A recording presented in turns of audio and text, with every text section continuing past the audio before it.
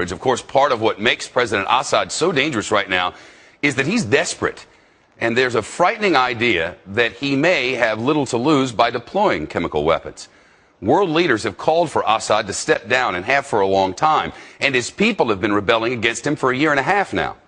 Now that opposition forces have turned their focus toward Assad's power base in the capital of Damascus, he has very few options remaining. So using whatever means he can to delay the inevitable might not seem like such a terrible idea to him. And that's exactly what has people in Washington so worried tonight. The Fox Report's chief correspondent Jonathan Hunt is on set with us tonight. Do we know exactly where the United States is getting the intelligence information on these supposed chemical weapons? In a word, Shep, no, because on the grounds that they don't want to compromise their intelligence sources, U.S. officials aren't telling us. But those questions are being asked, particularly given the experiences we had with intelligence in the run-up to the Iraq War in 2003. If we don't have our own resources on the ground, from whom are we getting this word that these chemical weapons are being prepared, and how reliable are those sources?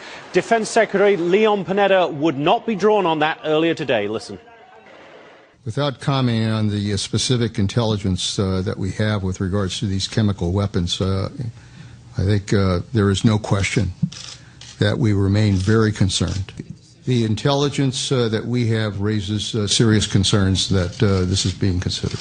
And certainly the alarm is not being sounded just by U.S. officials this time around. Several European nations and the UN Secretary General have repeatedly warned that this is a potential threat and have repeatedly warned President Assad not to go through with it. Shep. There's another school of thought here, albeit a dangerous one, and that is that Assad is just playing a game. Yeah, the idea being here that he is finally completely desperate. He is realizing finally that he is now surrounded by the rebels in Damascus, that they are getting closer and closer to ousting him. That ouster, if he stays there, would end in his death. So this might be a final negotiating ploy on the part of President Assad with the international community. Listen.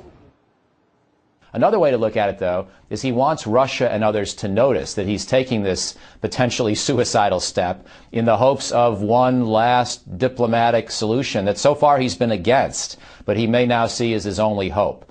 And so maybe if Russia is persuaded that Assad's on the doorstep of defeat or suicide, for that matter, effective suicide, that Russia will finally help us do a deal to get a power-sharing arrangement. So a power-sharing arrangement, or perhaps trying to get some sort of asylum deal. Either way, if it's the threat of chemical weapons that he's using, it seems less about negotiation and more about blackmail.